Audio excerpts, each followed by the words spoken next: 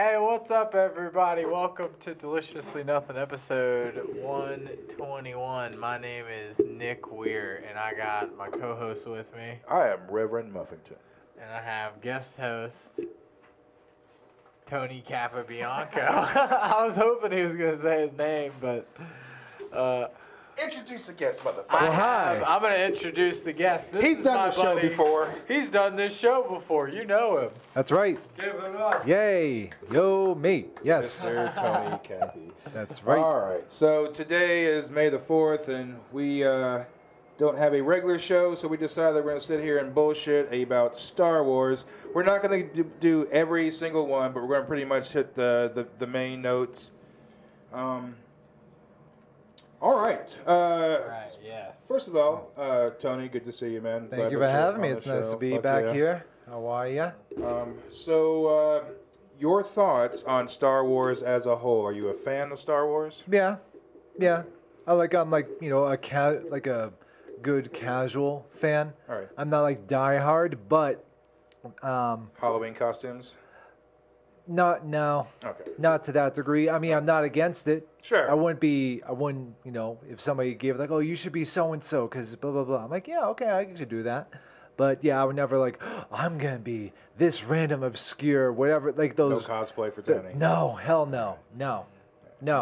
Nick, are you a big Star Wars fan? I would say I'm a bit more of a Star Wars fan than Tony. All But right, I don't all know if I would be like a mega fan. Like Are you a Halloween costume fan? I didn't have very many costumes, but Okay. I did have a fuck ton of lightsabers. All right. All right. So like the plastic $20. I've got a good one. $30, I've got a good one. $10 ones, you Yeah, know? sure. Yeah, I would say I'd be okay enough to having a toy lightsaber. Because, I I have mean, a ton. what dude wouldn't? Yeah, totally. Right. Exactly. Yeah, just have like a lightsaber battle in my apartment complex. Everybody be, all looking on that. So when they started making the lightsabers back when I was a kid, it was just a flashlight and it had this like dinky like cone that kind of telescoped out and everything. It was just horrible.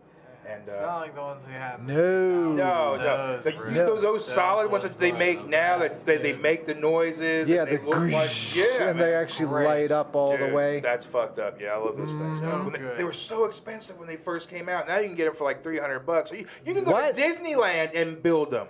You can go to in that Star Wars park that they have. You can customize and build your own fucking lightsaber. Yeah, but It's insane. I think the like saber part is still like basically essentially a giant light bulb you screw into Oh, it. They're not Yeah. real lightsabers. Nick. Yeah. Yeah, that'll only cost you like, $700. To make weapons, dude. Tony, you drink alcohol? Not at the moment. All right. No, So I'm not I against am- it, just I not at am the going to have a shot just to get the whistle wet, Good. and I will not be offering any to you, my friend here, Nick Weir, because he has a problem. Thank you, sir. Yeah. It's like getting goofy on some juice. Yeah. Dude, I'm gonna have a Coke. Have a Coke. And a smile. All right, so let's take us back to the 70s. Speaking of Coke and a smile, and Star Wars, where Mr. George Lucas came up with some shit, whether he stole it from somebody else or not. He decided that he was going to make Star Wars and not Dune. Anyway, so let's start with, we're going to take the movies pretty much in order as they are in the Star Wars timeline. So we're actually going to start with Episode 1, The Phantom Menace. And this is probably your guys' first Star Wars movie? No, I saw the originals when they re-released them. And the re-release. All right, Yeah. we'll talk about that too. So let's talk about that first. Okay. Because those do predate, like they were getting ready for the digital Star Wars, and so in order to have the older movies look like the newer movies and then still look like the newer movies in the chronicle timeline of it, they had to be updated in their mind. All right, so Yeah, this was, I want to say, like maybe late 97. 90s, late 90s, I want to say. yeah, it was like 96, And, 97. yeah, and I don't know if there's some sort of anniversary coming up or at the time, but they re-released them in theaters. I was like maybe 12 years old, and yeah, and I thought it was awesome. First time. For a 12-year-old, yeah. Yeah, for, I don't know, 10, 12. Yeah, for that age group, oh my God, Star Wars must have been the shit, So I saw them too, and I didn't initially go like on the very first week because it was just insane. It was madness and everything. But I've been through re-releases before. It's not the first time they've re-released Star Wars, but you know, it was. I liked a lot of the things that they did with it, as far as like filling in like windows where there wasn't. But they got some things that they just kind of overdid it. Like maybe they put too many characters in. Maybe like Jabba never looked good. Like the physical puppet Jabba always was great, but the digital Jabba was just, come on, man. They made him too thin. Yeah. He was, you know. Yeah, they would just have extra characters overly CGI just for the sake of having it. Yeah, and the thing about it is that the CGI wasn't that great yet, so No. it still looked bad. Like they went back and update that one scene that they added where Jabba stops Han right before he gets on the Millennium Falcon. And like it's so bad, and they wound up going back and redoing it, and it still looked horrible. It's just it's one of, they should just. I mean, South Park had a whole thing about it where they should just left it alone. they should have, yeah. Yeah, and you know, everybody knew the blowback after that. Mm-hmm. But even still now, like I remember the cantina scene. I think it was one of the cantina scenes. They where changed who was Yeah. shot first. No, not that part. shit. There was Okay. like the band. I remember there was a. They had. Like, Oh, there was a digital. Yeah, there was band. like some CGI, like Singer. blue fishy singer chick, alien chick. Yeah. And it's like they didn't have to add her. That was one of those Added things. nothing to. That's another like Jar Jar Binks moment where he's like, yeah, it was kind of Jar And you Jarish. hear and George Lucas's thing always. First of all, when George was first making the very first like 76, 77 one, whatever it was, he was so worried that people are going to think that it was a kids movie. And of course, it blew up, blah blah blah. But now, in defending like 1, 2, or 3 or something like that, when he does something where he puts like Jar Jar Binks in, or that particular scene where he's like, "Well, it's a kids movie." No, but you can't have it both ways. You fucked up. Admit that you fucked up, right? Yeah. So, all right. So we're gonna get into. They also have the despecialized editions now, where people have gone back and they've combed through all the best versions of the VHS and Laserdisc they found, and they put together a definitive despecialized version of episode 4, 5, and 6. So as original as they could make it. As it can possibly be before George Lucas stuck his dick in it. Yeah, so That's good. It's a box set, and it's like $40. It's definitely worth. A friend of mine got it, and he let me borrow it and shit. Man, it's worth seeing, especially if you're a Star Wars fan and a purist. That's good. I think if you're a purist, I guess you would own it. But all right, so we are now getting into episode 1, The Phantom Menace. Initial thoughts. That would be the first one I had seen in theaters. Because Okay. I didn't see them re-released in theaters. And it was awesome to me. Sure. You know? But I was a kid. Like when the Phantom And you Menace weren't came really out, I was familiar. Like, all right, so in The Phantom Menace, you have Darth Maul, which hands probably down, like 8. He was the balls. He was awesome. hands down one of the best. I mean, the fact he had like the characters. bow staff lightsaber. Yeah. And like the guy who played him is like a real Hollywood stuntman, a real martial artist, and he kicked ass all over the place. And the fact he was able to handle 2 of them at once, that, and of course that gigantic fight scene with that soundtrack happening, is like rewatchable. I mean, I will watch that one just for that scene. It's really a shame that they killed him, and it's also a shame that they didn't bring him, because everyone loses an arm or something that falls down a hole in Star Wars. Like oh, my arm's gone, you fall down a hole. Oh, my leg's gone, you fall, and then they come back, right? I figured that at some point, Darth Maul would come back, but they never brought him back. He's in other shit, but he was like the Darth Vader of 1, 2, and 3, really. I mean, he was really. I mean, to me, like I thought that was going to be that Darth Vader-esque type for those 3 movies. And when they fucking sliced him in half, and I was just like, what the fuck? Yeah, there could have been so much potential to use. I mean, he could have gone even further and be like, it's like he's the bad guy, but part of you still likes him just because He's a badass. he's a full-blown Yeah. badass. I mean, he's got We've first never seen that face in Star tattoos. Wars. We've seen the hack and slash type of like Jedi fights, but we never saw like battling. Yeah, before. full-blown, aggressive and like tricks and spin around and shit, deflections, shit. And yeah, and just how well choreographed the whole thing was. And plus he's got face tattoos and the horns going like a horns. crown. Like you don't see that dude or anybody else that looks like him anywhere else. No. Yeah, and And I'm sure somebody could go down a rabbit hole and say, "Oh, actually, he's one of these kind of aliens." Like, I don't care enough. Right. But Thank you. yeah, but he just stuck out just solely for appearance's sake. And yeah, kind of a Yeah, buzzkill. They so killed him off so early, but he made enough of an impression to still have people No, I admire had him. Darth Maul short. I mean, I saw the movie in theaters. I took my daughter, who was a year old at the time, and like I didn't even think like I was more or less just wanting to see it for myself.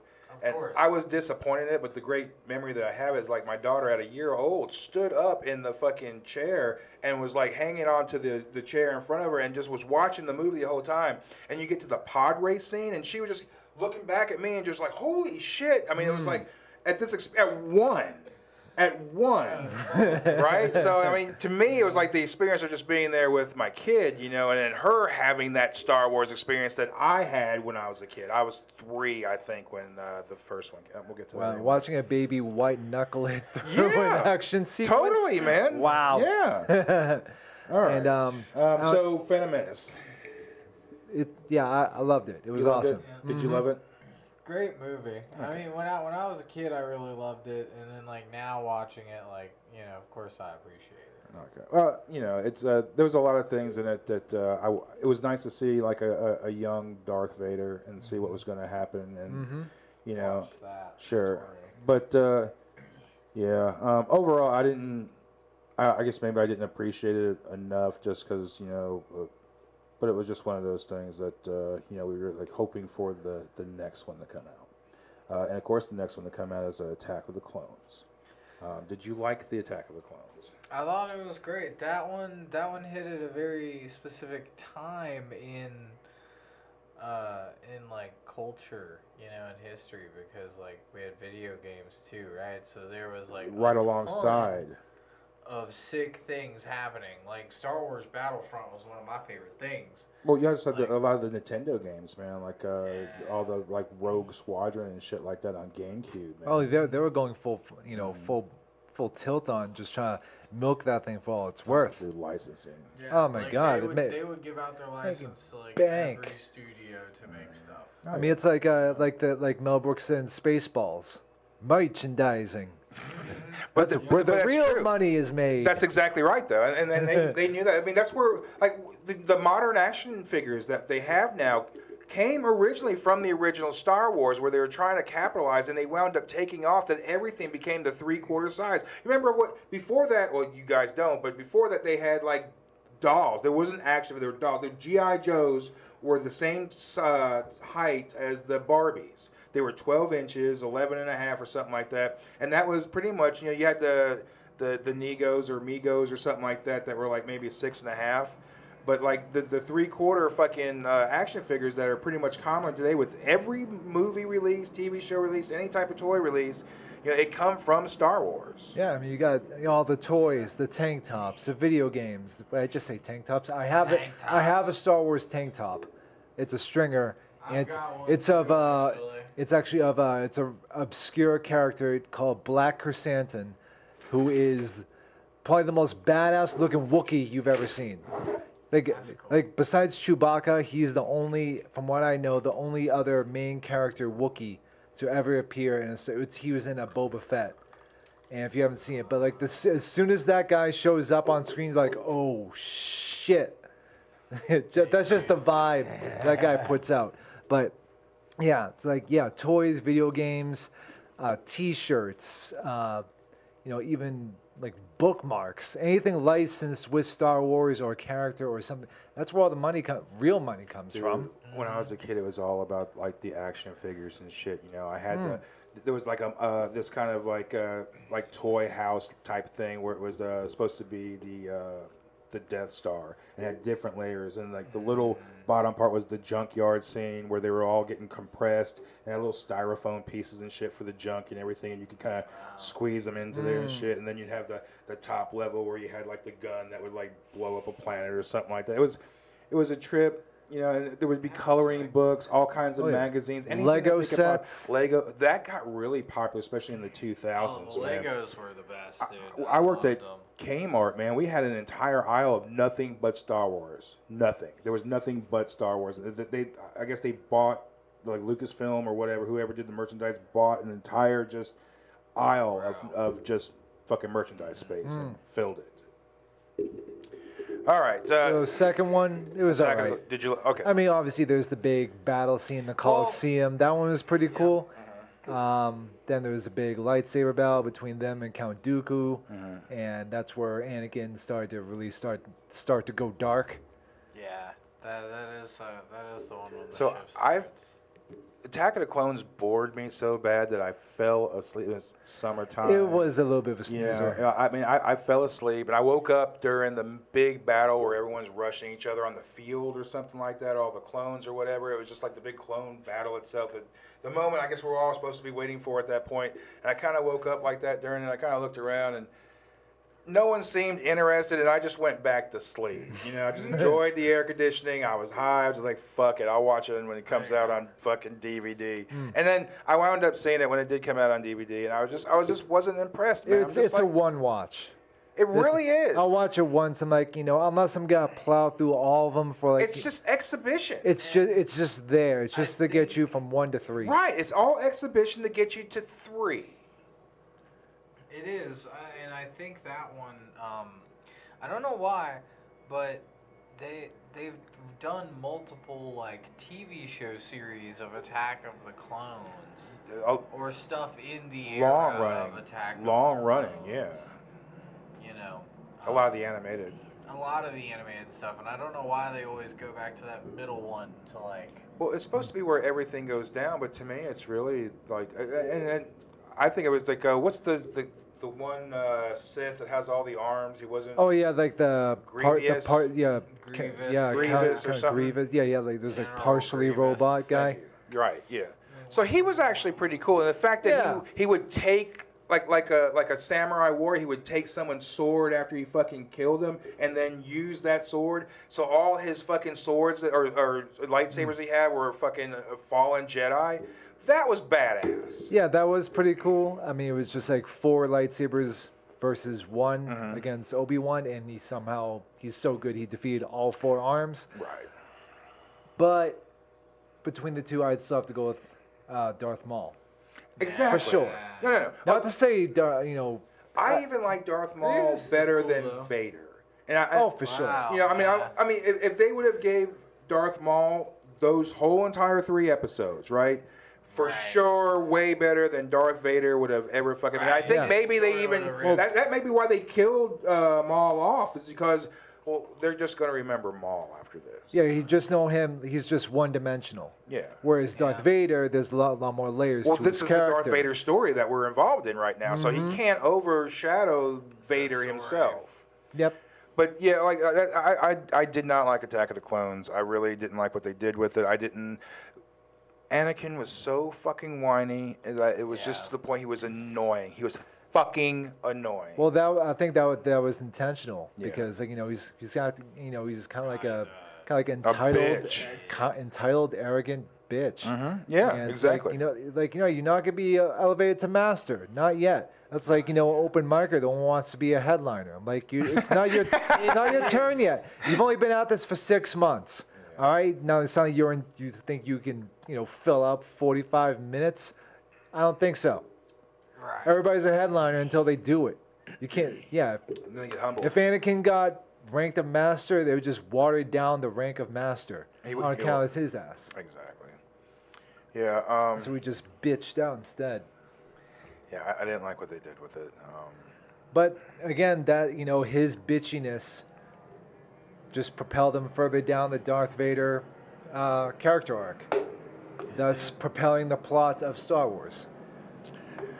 Yeah, and that's all too is it's exposition. It's just such weak storytelling when you have something that comes from something so strong. The source material is so strong, and you create these special effect heavy movies, and there's no story to it. There's no meat to it. It's smoke up your ass. Yeah, that falls more on the writers. a friend of mine, we would always comment or talk when there was a shitty movie about a director that we respected. And I respect George Lucas, but I would say the same thing about John Carpenter. You know, like we would joke that when these guys put out this, you know, this type of movie and it sucks, we're fans, we bought into it. Now we deserve to knock on your door, and when you answer the door, to punch you dead in the fucking mouth. Not because we don't love you, not because we don't respect you, but because you fucked us. So now you have to be punched in the fucking mouth. And that's the way I felt about George Lucas. To the point, like, we wanted to write letters. And we laughed about, like, writing a letter and sending it every day. Like a physical paper, not an email, but a physical letter. About how much we fucking hate this goddamn thing. And just every day, just send every fucking day. And then, like, eventually, like, find out where he is once we get a response to him and just punch him dead in his fucking face. Obviously, you know, Homeland Security and all that wouldn't allow us to of get course. close. But it's not. But like, you know, but that's not unheard of. I mean, I feel the same way about that show, Shameless. Yeah. Like seasons 1 through 7 were awesome. The original or the American? I haven't seen the UK version, but I watched the American version, which, from what I understand, is completely different. Vastly different. The first few episodes mirror each other, but then they go in different directions. Yeah, so in the American version, seasons 1 through 7 are awesome. Then season 8 shows up, and like, what? Oh, okay. And season 8, now it's like, all right, this is starting to really taper off because the entire cast is extremely talented, but the writing was just lazy and bland, and it's like that's not how these people talk. And it's like the actors had to like carry the script through their delivery. You know, they had to like try to elevate this dialogue as much as possible. Like, dude, this sucks. Yeah. It's like, kill me off. Or like, as soon as Fiona left, spoilers, I was like, yep, I'm out of here. You know, I don't need this anymore. No, I bailed out a third season of. I watched the first 4 seasons of the UK one. And then I wound up watching probably the first 3 of the American. I just lost interest. Yeah, but still, like with Star Wars, same thing. Like, you know, with Episode 2, it fell short of, like, you know, you had an expectation. Episode 1 set the expectation. Sure. All right, this is the new era to continue the story that led up to the 3 that we've seen. And it's like, they I mean, but then again, 1 set the bar so high. Yeah. Maybe, you know, try to capture lightning in a bottle with the second. 3. So I was willing to forgive 1 and definitely willing to forgive 2 because as a child of the 70s, and for me growing up with the original trilogy, 3 is the only movie I gave 2 shits about because 3 is the movie where fucking Anakin becomes Vader. Yeah, 3 definitely had some redemptive qualities. And anybody who knows me knows that I've always had this to say, but the final moments were that fucked up, stupid ass battle between him and Obi-Wan, and he winds up chopping off his fucking legs, and he's like, I hate you! Oh my God, I wanted to call George Lucas up, come through the phone, fucking punch him dead in his fucking mouth, fuck his wife, and then come back to Nashville. It's just, and then he slides into the lava, slides into, like, there's you're waiting 30 years for this goddamn movie to fucking come out, and then it's so anticlimactic. Like, they spent all this on the fireworks and effects and all this stuff for, like, the lava planet, and, oh, this looks beautiful. But as far as the 2 dudes duking it out and everything, the stupidest fucking fight scene I've ever seen in my fucking life, and this is Darth fucking Vader. This is the moment where he transforms into being, you know, someone who could have saved the fucking universe to like a complete fucking asshole. And like that fucking moment is just so anticlimactic. It's just, I hate you.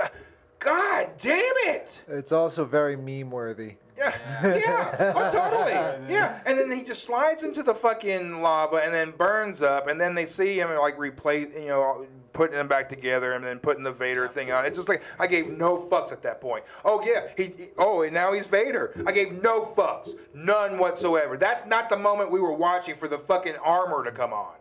That is not the point of the fucking movie, and they missed it. 100%. Like they never talked to a fan of Star Wars and what their expectation for this might have been for the last 30 fucking years? No? Well, shame on fucking you. That's true, David. That's true. I feel like they might have had like you know how like some movies do like a pre-screening to get like an audience reaction. I feel Like they did not do that. or they did and they just didn't give what these people had to say. You know. Yeah, they did not give But- a flying. It's like that's when I really just got burnt out, and like I had no interest in any continuation of the story. I didn't give any shits about anything. Like I got burned. Like here I am. I bought into this as a fucking kid, and I got burned. Like this is the moment we were all waiting for. Once we realized that they actually sanctioned a fucking 1, 2, and 3, this is the moment everyone at my age was fucking waiting for, and we all got fucked in the ass. Yeah, it was just. One was still sick because it had Liam Neeson. You know. Okay, so I remember like Liam Neeson from like Krull and shit, so I like Liam Neeson, but like to me, I mean, Love him. the only saving grace of the entire thing is like who we've been talking about is Darth Maul. Maul. That's Liam and he's Neeson. in it for like a total of like 8 minutes or some shit like that. I mean, He only has like 2 lines. Yeah. oh, does he even speak? I don't He even remember only him says speaking. he only says like 2 lines in the entire movie. The rest of him is just scowling. Yeah. And. Oh yeah, that was that's all he really had to do. He didn't have to say a single thing. Just scowl, look pissed off, and do backflips. But yeah, 1, 2, and 3 is nothing but missed opportunities of where they could have done something really great, and they just I don't know what it was, but they did not. Of those 3, of 1, 2, and 3, I'd say in order of best to worst, comparatively, 1, 3, 2. Yeah. Yeah. I don't know. It's all really forgettable, but they did kind of redeem this. And so next on the timeline, we also have Solo. Now I enjoyed. Oh wait, that's his backstory. This is right? the backstory. So this is when I started getting into the prequels, but it's also in the timeline is where it comes at this point. So Luke and Leia are just now born in Episode 3. And so now we are being introduced to Solo and Chewie and fucking Billy D. Williams. Lando Calrissian. Yeah.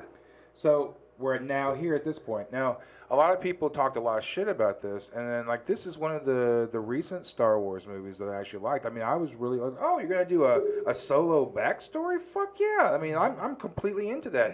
And then that moment where him and Chewie meet each other and like beating the fuck out of each other, like it was like, all right, I'm down with this. So I mean, I dug it. I enjoyed seeing this aspect. No, you're not gonna find someone that's gonna look like fucking Harrison Ford. It's not gonna happen.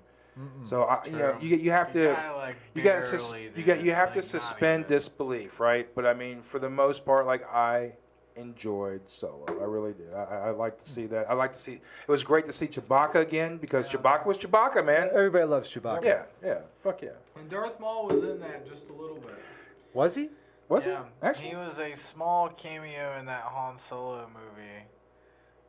The one that came out a few years ago.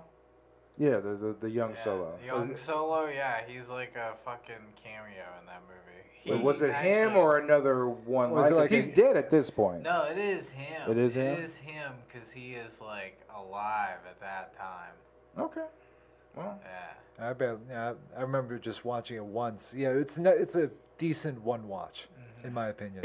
Okay, I agree with that. It is a decent one, especially if you're, a big Star Wars fan. Like a lot of the Star Wars fans that, guys I knew that were really, they didn't enjoy. So. Yeah, the remainder of the plot, he's like, wasn't there some sort of heist?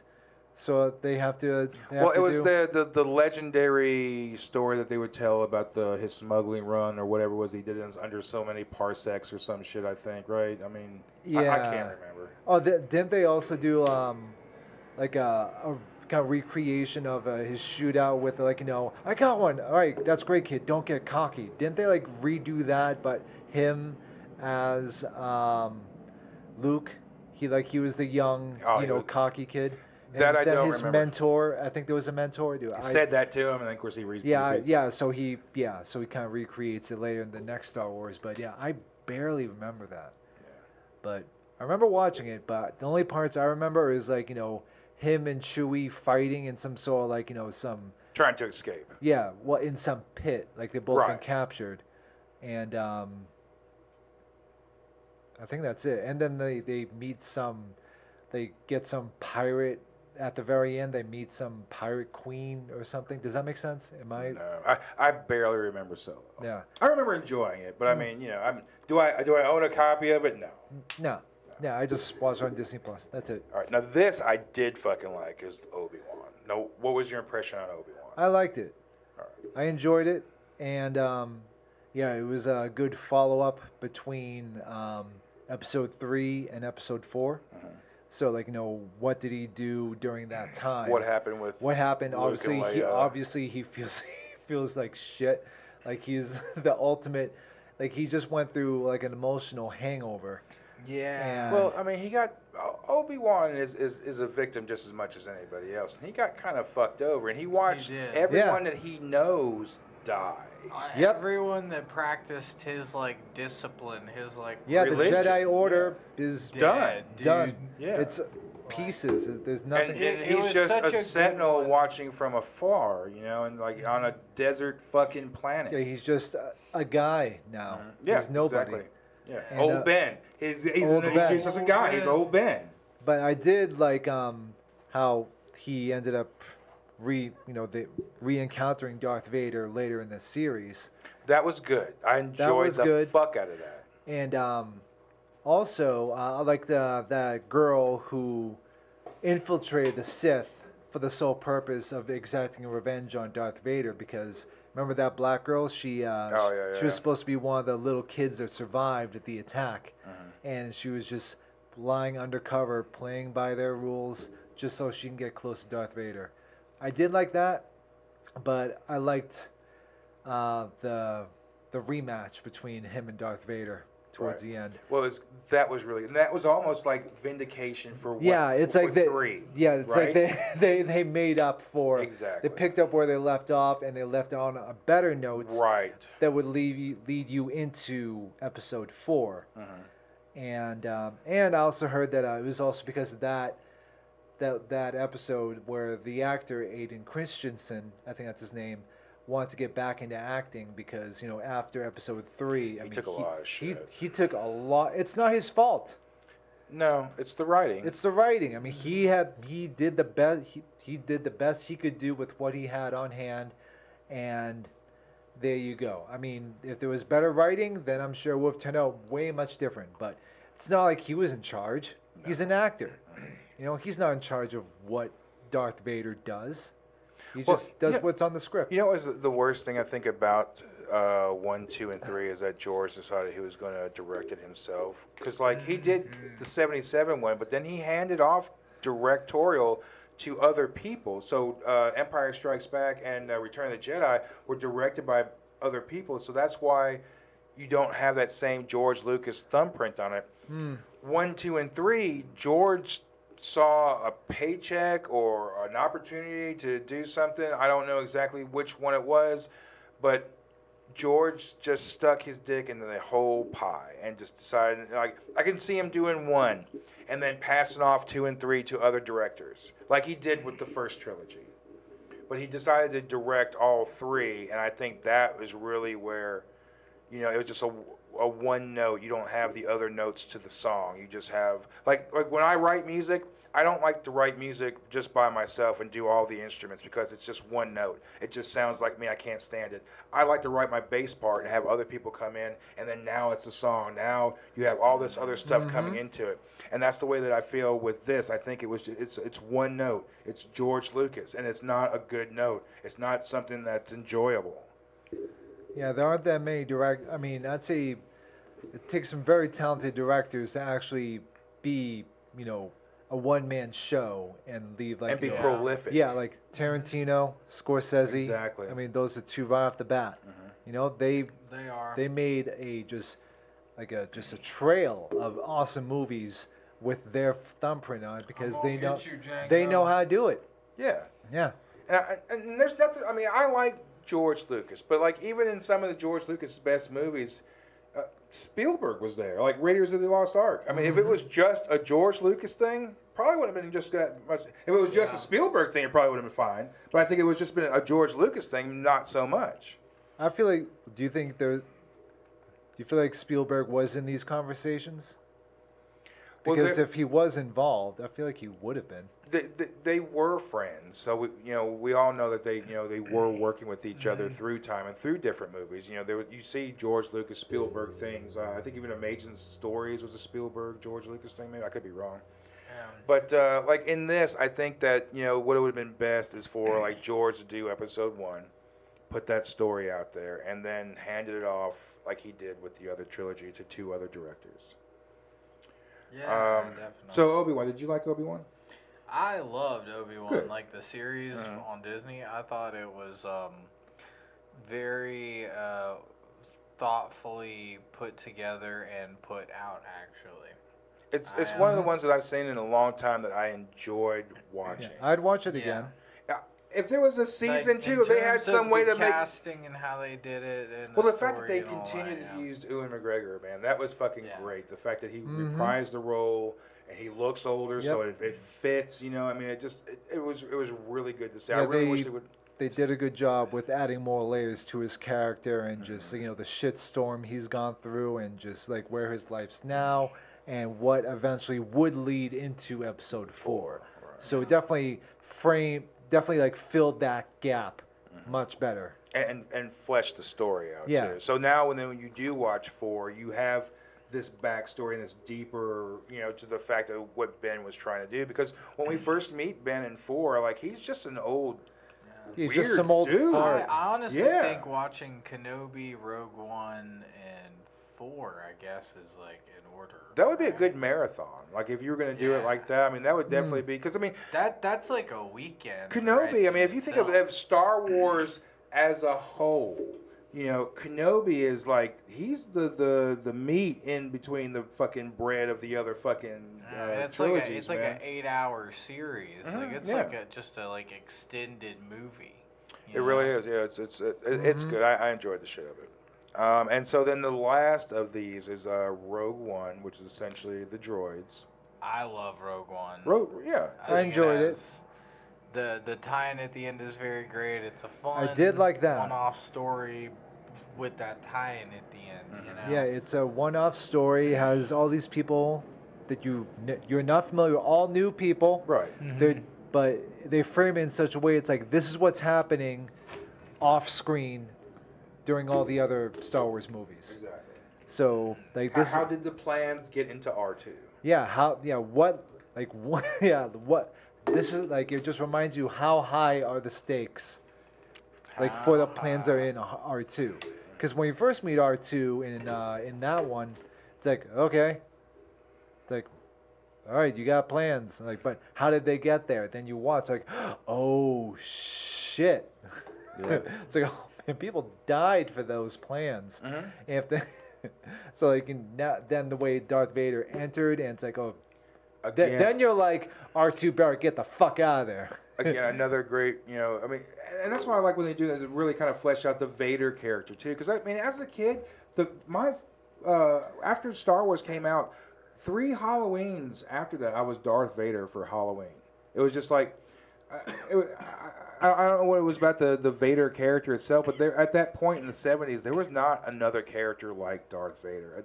That one bedroom poster that it's in almost every movie. There's a Vader poster. Like if you ever watched the old school Poltergeist, and that one Darth Vader, and he's just sitting there. He doesn't even have the lightsaber up; it's just kind of down like here by his waist and everything. And he's just so opposing. It just almost like I guess it's supposed to be loosely based on like the SS or something like that, and that kind of like Nazi style. Which is Hugo Boss, by the way, if you don't know. Like, in Darth Vader, looks like Hugo Boss just spit him up in fucking, 8,000 years from now. Excuse me. But yeah, man. But yeah, they definitely fleshed him out to be a lot more evil. It's like, just a reminder. This is how much this guy sucks. You gotta hate this guy. I'm no like everybody loves him for a degree. But not Vader, Anakin. but not Anakin. Anakin, man, fuck that whole. I mean, Vader is soulless, and we didn't know what happened to get Vader to that point where he was just dead inside, right? Yep. So the dead inside Vader, we were all familiar with and everything, and for some reason, as far as villains go, he was just the bee's knees of badasses. But before he got there, he was a punk. Yeah.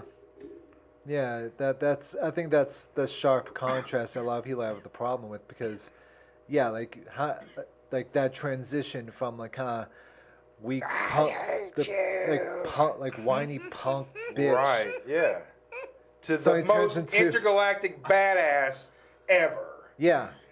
Full blown, unapologetic, intergalactic ass. Force choking you from across the room and shit. Yeah, like that. Yeah, like that transition could have been a little bit more. Even if they had to stretch it out more, it would have been a lot more smooth and gradual. But he thought it would have made Obi-Wan sense. was slinging But dick. again, that's where you blame the writing. I get you're exactly right. Yeah. I don't know. But I enjoyed. Rogue One was good. They're great fill-ins for the mainline storyline. Mm-hmm. And then speaking of the mainline story, now we are getting to the 1977, or is it 76, 77? I don't remember. 77. 77. All right. A New Hope, which originally was just called Star Wars. They didn't know how well it was going to do, and it wasn't until actually it did well that they went ahead and slapped A New Hope on there, Episode 4. Which confused the shit out of the people. They're like, well, what happened to the first 3? Did we miss those? Right. And I mean, but they were all a hit. I don't remember seeing 3 in the theater. Like that memory is like either like faded, gone, or it's like blocked by something else. But I remember standing in the line. That is the one thing, because I remember there was a point like we had someone hold our place in line, and we went into like the Walgreens or CVS, and I remember walking around. They just come out with Smurfs, and they weren't called Smurfs at the time. I think they were called Trolls, but they were the Smurfs with the blue with the white outfits and stuff like that. I remember that. Wow. Yeah, and then I remember getting back into this line, and we were living in this like podunk fucking area in Long Island, New York. It was fucking Farmingdale, New York, fucking like a small fucking town, and just a line of fucking people waiting to see this fucking movie. I don't remember actually seeing the movie. I just remember that aspect, like before we got into the movie in the fucking line. It was crazy. Let me see. Yeah, I do remember. Actually, I feel like the way Star Wars was just exploded out of nowhere. I feel like that's the same way John Wick turned into a smash hit. Dude. Because when John Wick was coming out, it's like it's just be another disposable action movie. Right. Just they're like tissue paper. They was like, all right, here's another one. Dude, it's so rewatchable. Oh my god, all of them. I don't like movies like that, and I fucking love the John Wick movies. There are none of them flopped. No, the last one with the fucking shotgun firearms, the flames, Dragonfire. God damn! When I first saw that, I was like, what the fuck? Yeah, and the long, like the bird's eye view shot, like the long uncut shot. Uncut shot, yeah, dude, that was fucking amazing. Like each one got better and better. I know this is not the John Wick special, but like each one got better and better to the point like part 4, like I'm waiting. They already said they're going to do another one. I'm waiting for that. I think they need. Well, they're doing the ballerina. Well, they're doing a spin-off. Yeah, so with Ana de Armas. So yeah, they got to bleed that dry. And the Continental. The Continental happened. I haven't seen it. Yeah, don't bother. Is this bad? It's not. It's just like mediocre at best. It's supposed to be. It's supposed to be about Winston in the 70s. So it is Winston. It is Winston, young Winston, and how he rose to power in the Continental during the 70s. So it's that Continental. Yeah, okay. like the one in the New York. Right. Yeah, but basically, like the way John Wick just exploded and took off, and out of nowhere, I feel like I imagine that's how Star Wars must have took off. That's exactly what it was. It was everything. Just you couldn't Nobody go anywhere. expected anything of it, and Right. it was just a pop culture explosion. It's exactly what it was. It was so striking. It caught everyone off guard, man. It was just one of those things that was just far ahead of its time, and it just landed at the right time. And ever since then, like suddenly there's all these other sci-fi things trying to leech off of that. But that held the standard, though. But that's right.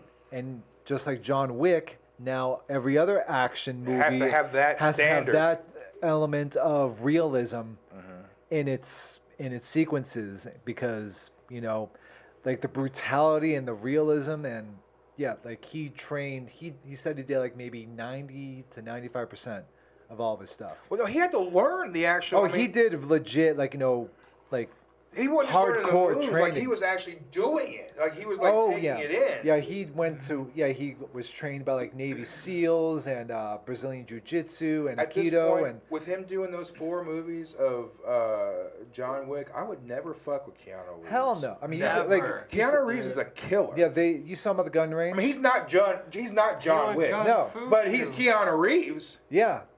But he brought that realism to the character, the level of badassery, because like there's all those like behind the scenes clips of him at the gun range, like hitting all the targets. And then there's another one of Halle Berry, because she was in the second one, doing all that stuff. She's supposed to be like his match or his equivalent, which in the movie she was. And they're going through real training, and like they leave the movie. Yeah. It's not like they're going to like leave the training behind. No. They're coming out of these movies as killers. And it's also because of that movie why they're gonna make stunts a new category in the Oscars. Oh, I already thought it was. Oh, sick. No shit. It wasn't. Never? Nope. Wow. But yeah, I'd say within maybe a couple years, like the directors said it on the Joe Rogan podcast, John Wick that they're will looking get to one get soon. it recognized as a new category in the Oscars, which That's they insane. deserve. Yeah, totally. These people, these are like full-blown badass men and women putting their actual lives on the line in many of these People cases. actually die. People die, and just like in The Fall Guy. Do you remember the Fall? Oh, you don't. Fuck off. No, the Fall Guy was an old series back in remember the square body Chevy? Yeah, exactly. All right, right on. And a former stunt guy turned freelance bounty hunter, blah blah blah. But there's also there's an old school, I think it's like in the '60s, of a chariot race. God, like Ben-Hur? I think it was Ben-Hur. Yeah, Ben-Hur. that big Right. that race scene where they use real horses. Like, there's a scene where one of the stuntmen actually died during filming. Is it in the scene? I don't know if they actually show it, Right. but I feel like that would have been pretty bad. But yeah, a stuntman did die in that. So yeah, I think it's about time that aspect of filmmaking gets recognized. So with all the stunt work, the cars. Well, they do it with like makeup and special effects and stuff like that. I would assume they would have done it with stunts. Yeah, I mean they do it with sound design. Yeah, exactly. Soundtracks. You mean the guy who's not taking 17 punches to the face for the sake of a movie doesn't deserve as much of an Oscar as the guy who just modulates the sound a little bit. Especially if they're jumping in camera. into cars a bunch, Oh yeah, all the drive getting work, thrown around. dude. All the martial artists that just take beatings all the time. So yeah, but anyway, this went really off track from Star Wars, but we were still talking about one.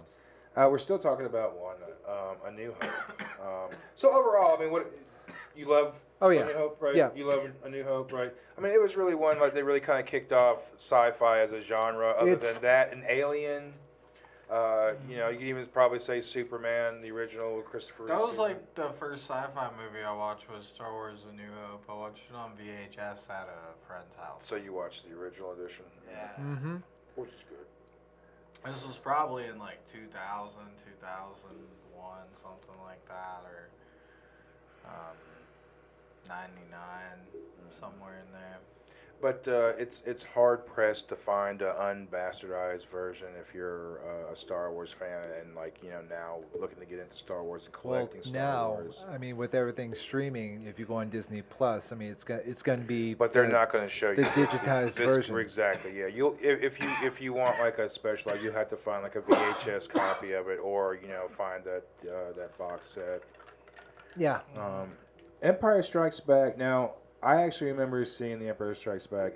There was a point where Luke at Hoth, and Luke comes down and he fucking crashes into the snow right before he jumps out. Like, I remember seeing that scene, and like, you know, they give you the perspective of Luke Skywalker as, you know, the snow speeder is like hitting the fucking. You get that feeling, because you've never seen anything like that before. You get the feeling like when an elevator drops underneath you a little bit, and you have that kind of falling feeling, like. That scene, I mean, sitting in the theater seat, I got that feeling. I was like, oh shit! And when it hit, it was like, fuck! I mean, being a kid, you know, and seeing it was great. I mean, I loved The Empire Strikes Back. Is maybe probably one of my favorites of all time. Even though, as you get older and you realize that Luke and Leia loved on each other, right? Yeah, well, she kissed him. I know. It doesn't matter. It still happened, and we all saw it. We all realized it later in life. We're like, whoa, wait a minute. And they never addressed it. They did address it. I mean, they did address it. Well, that. Because she finds out later, though. Well, she kisses him first and then finds out. And thank God she had the hots for Han Solo anyway. Thank God, yeah, because it would have been a completely different movie. It was like, oh no. That's why they make a lot of people do DNA tests in certain parts of the states, man, because like it gets so concentrated. They're like, we gotta have blood tests, guys. Yeah, if your eyes are a little too close together, then yeah. You need to figure it out. Yeah.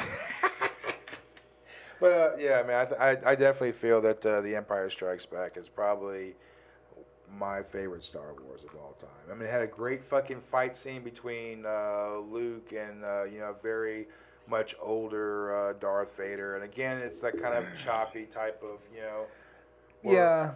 Which really doesn't make sense, because when we see like Darth Grievous, but you didn't know back then. We didn't know. No. Then we fucking loved it, right? That's why I'm still saying. Yeah. But like overall, we're looking back at it now. Yeah. The way, like, you know, action. The fighting is very different. Versus now. Right. Action sequences now. Yeah, they're like, you know, so much jumping and CGI and kicking and MMA. There's a lot of aggression, a lot quick cuts, and like, you know, your heart is pounding throughout the whole thing. Exactly. Whereas with, like, you know, the one in the 70s before they even it's like ballet. Yeah, it's like. Ballet. Yeah, it's like ballet. Yeah. It's like, all right. It's all one static shot. It's like, all right. It's like I could easily just shot him at this point. Right. But still, like, you know, it was at that time. Yeah, your heart was probably pounding during then too. And that's the whole, you know, Luke, I'm your father type thing, where, you know, Luke finds out, you know, that Darth Vader is actually, you know, his father. You know, and then we also we meet up with Yoda, which Yoda, man, I remember when Weird Al's Dare to Be Stupid came out, and the song Yoda, I fell in love with that song so much, because I mean, I don't know what it was, but I mean, do you guys remember that? No. It's like, Yoda, the what? So Weird Al came with the song, and I was like, how'd I go? I guess I'm not gonna sing it because but it was one of those weird things. It was just like it was based on another song, because everything was a parody. But like that just kind of elevated that much, and then it became like an anthem in our group of comedians back when we were kids, because it was just like it's so perfect and so captured Star Wars in that moment between Yoda and Luke. It was just like that whole scene too, where, you know, Luke just disappears and decides he's going to train with this fucking, like, you know, 2-foot green fuck, you know, and then Yoda fucks with him. Yoda sends him down the fucking literal rabbit hole and fucks with him. Yoda's not fucking around. He's like, oh, it's mine. No. I think we overlooked a very essential fight with Yoda versus. That's what I'm about to go, right? Yep. Yeah. Himself. So he's in there with him and Vader. Vader comes out. His biggest fear is Vader. But after he strikes down Vader in anger, and it's himself, that's when Luke gets fucked up, because he realizes what's about to happen. Yeah. So I think that, I mean, I really think the Empire Strikes Back, I mean, to me, I mean, even now that we're talking about it now, it's probably even cements it more that's probably my favorite Star Wars of all. You know, I probably wouldn't say the best one, but my favorite one. But also shout out to I think worthy honorable mention is the fight between Yoda and Emperor Palpatine from Later on, we'll get that. We'll get to that. Wait, no, this was during the prequels. This is during the prequel ones. Attack of the Clones. Yeah. Yeah. Yeah, I think that was an overlooked high. Well, so we didn't talk about Yoda. You're right, exactly. Yeah. So we can talk about Yoda now. So that is Yoda true. So is going back and seeing Yoda as a badass and taking motherfuckers down, and then doing the whole flying around with all the little pod cars in the assembly there. Mm-hmm. That's what they were kind of levitating cars, where they were all kind of hanging out. Yeah. The fucking Jetsons. Yeah. And I think they used. I think Jim Henson was involved with Yoda during those movies too. During the original ones, yeah. I think all the creatures were Jim Henson and then Lucasfilm. So Yeah. I mean, like everybody who grew up in the late '70s, I mean, especially with Sesame Street, and then the Muppet Show. Like the Muppet Show was a prime time fucking TV show back in the day, man. I mean, it was ahead of its time. It had fucking one of my influences. I mean, Deliciously Nothing is probably directly from being a kid watching a Muppet Show where they were having comedy and music and all kinds of other shit, man. I mean, if you think about it, I mean, definitely the show probably is a derivative, probably directly almost from the Muppet Show. Hey, that's We're the motherfucking Muppets, dude. But yeah, man. So all right. So now let's go into the Return of the Jedi. So now everything takes a completely different shift. So we have, Han. He's in the hunk of ice or whatever, carbonite. Carbonite. Yeah. And then now we're introduced to Jabba the Hutt, and then we also have slave suit Leia. That comes up. Everyone's wet dream from then on, from exactly. It's still today cosplay as slave girl Leia. George Lucas justified it all by saying they didn't have underwear in space. Well, it's not revealing. So I think a lot of people, no, it's not really. It's just. It's heavily embossed. Yeah, almost, it's almost like burlesque. It's suggestive. It's very suggestive. Well, I mean, she worked out for it. She had to get fit for that role. I mean, it wasn't. Yeah, there's a whole bikini beach shoot of her doing it. Right. Yeah. Yeah, this whole photo shoot of her on the beach. Yeah, but I think it was tastefully done, but also. For the most part, it was just like, iconic to the point where people today, where you go to a Comic-Con and you'll have 12 girls posing as slave girl Leia today. Yep. Yep. And that one was I think that was the magnum opus. That was like, the big thing to wrap it up, at least this trilogy up. And in the best way possible. And Boba Fett. This is actually before they kind of redid things and put Boba Fett in the earlier. I think they put him in. Yeah, actually, this is Boba Fett. The series picks up where this movie leaves off. Yeah, so it's one of those things where we see Boba for the first time. We see Jabba for the first time. I don't know. No, we see Jabba before this. In the specialized. The CGI. They put they put Jabba in their CGI. But this is like the first appearance, because now we're back on Tatooine, and we're trying to get Han Solo back. So Princess Leia and C-3PO, R2-D2, and Luke and Lando all infiltrated, being like, I think Lando is one of the guards, right? He's in the... Yeah, he's undercover. And then Leia comes in with Chewie, and she's got the bomb, and she's like the detonator, thermal detonator, right? Is that what it was called? I think so. Rancor. Oh, yeah, the weird... by far one of the best creatures in Star Wars. Yeah, the pit. The pit monster. Yeah. The Rancor is fucking awesome. I remember having the plastic Rancor. The arms that just kind of just did this. It's like it's so cheesy. I had the Millennium Falcon as a kid, man. It was just like, man, just being a kid at that time and the toys that were coming out that weren't out there. Before we had like shitty G.I. Joes and things that we played outside. We didn't give a fuck about toys up until Star Wars. And then Star Wars, now we're collecting toys. I would be in high school and these guys still have their Star Wars collections. I'm like, holy shit, you're going to be rich. But anyway, but yeah, man. Return of the Jedi is also a great continuation. You have the Ewoks, and that's another thing. So you have the Battle of Endor. The little teddy bears. Right, yeah. They were supposed to be a planet of Wookiees, but they didn't have the budget for Wookiees. What a bummer. Yeah, but then that would have been awesome. To me, that would have been much better. Like, when I heard that later in life, and there was supposed to be Wookiees, that would have been so much better. Right. But we did have fucking the Ewoks, and, like, the Ewoks were just, they were cool. Like, they were funny. It was comic relief.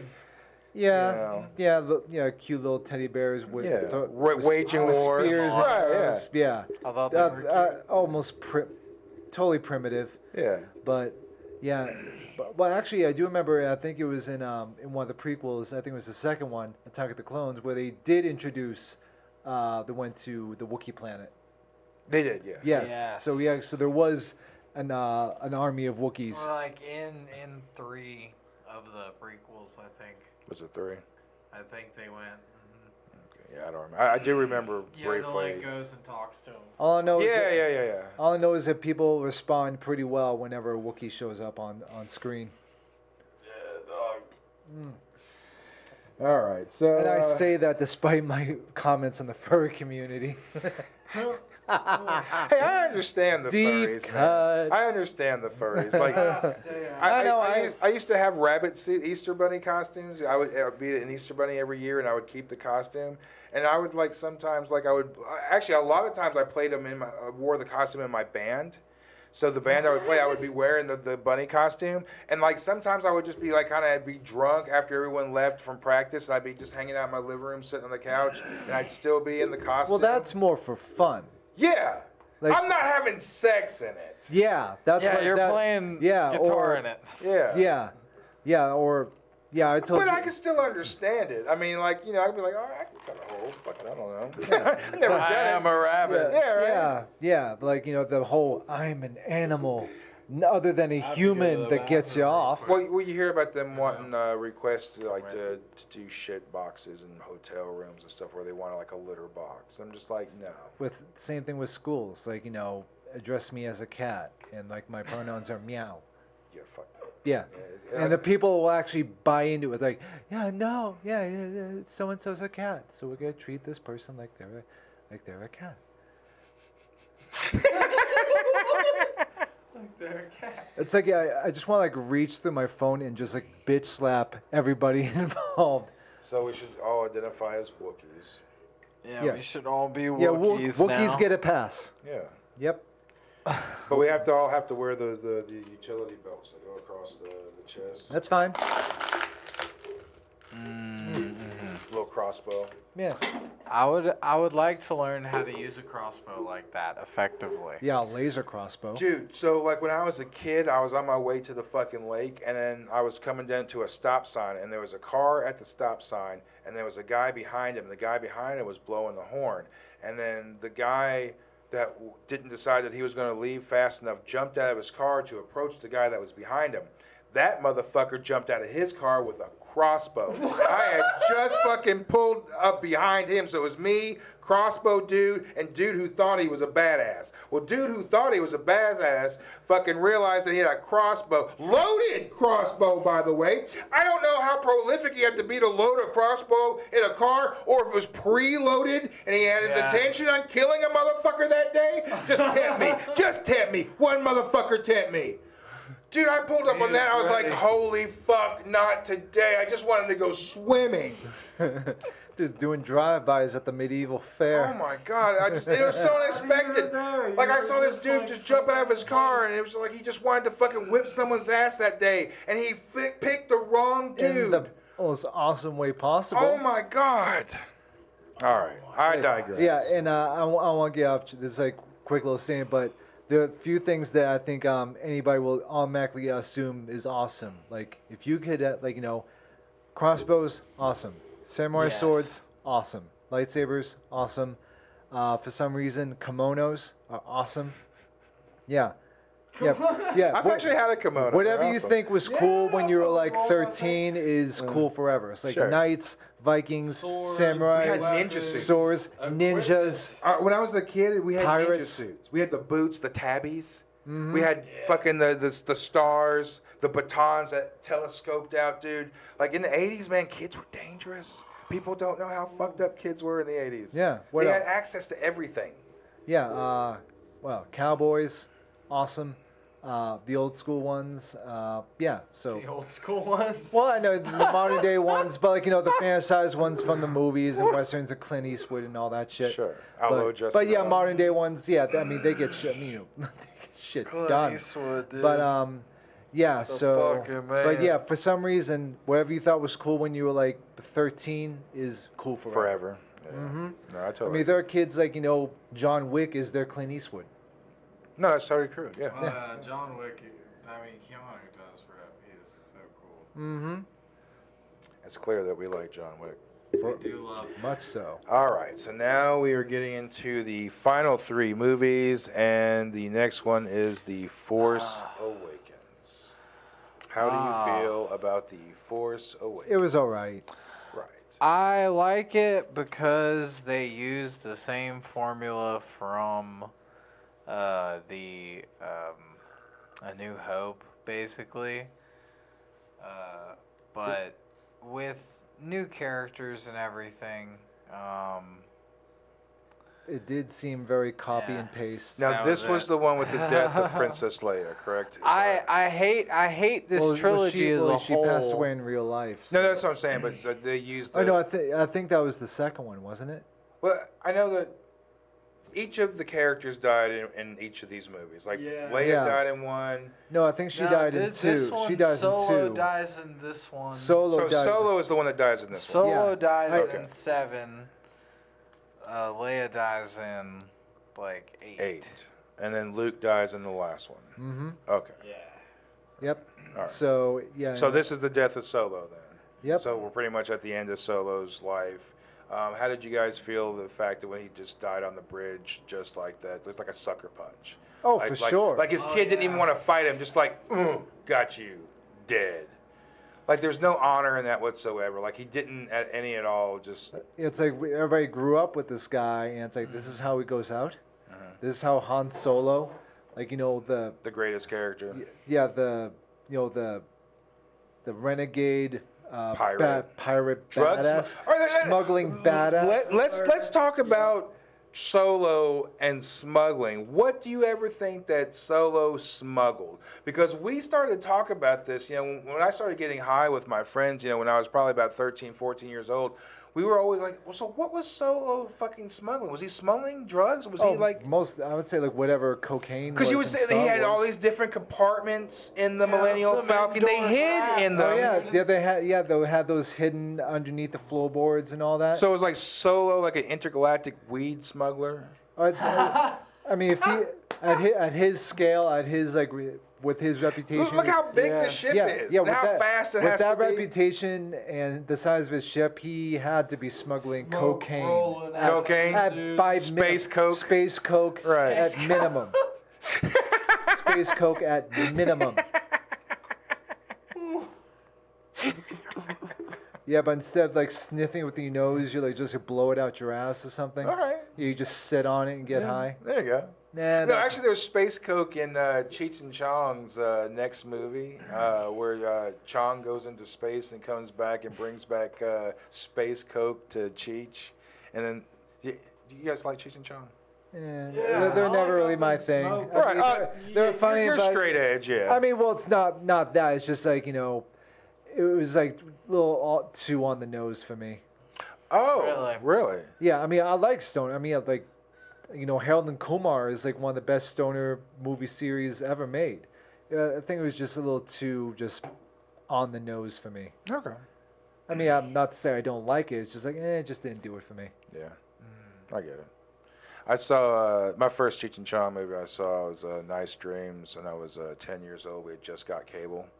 And so my very first movie that I saw on cable was Cheech and Chong's Nice Dreams, and I think because I saw it at such a young age, I mean it's still like my top 5 comedy movies of all time. I mean almost.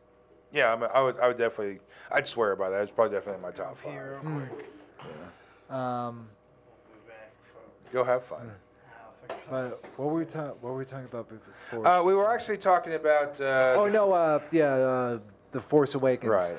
Yes. So it did seem, it was like a gut punch to see Han Solo just go out like that. Like a bitch. Yeah. Like no honor whatsoever. By kind of a bit. Driver is a great actor. He is awesome. He, I mean, his character does suck, but in a way, he was kind of repeating the same bitch factor as Anakin. He was emulating that. Didn't he have like a fucked up helmet from Darth Vader or something like that? It was like all melted?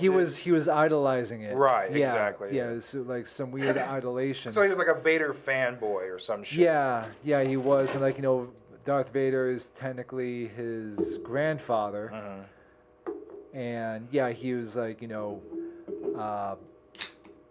definitely like a real fanboy of it, and he was definitely adulating it, but in a way there was so many copy and paste moments from The Force Awakens when compared to A New Hope, because obviously Death Star, they've just made a bigger Death Star, Right.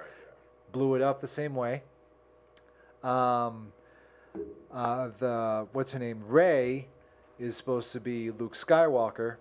Well, she is a Skywalker. Yeah, technically she is. Well, more in that. She is the Luke Skywalker of this movie, and her Obi-Wan is Han Solo. And just like in the first movie, Obi-Wan dies by the hands of his enemy, which is Darth Vader, and in this one, her mentor dies by the hands of her enemy. What's his name?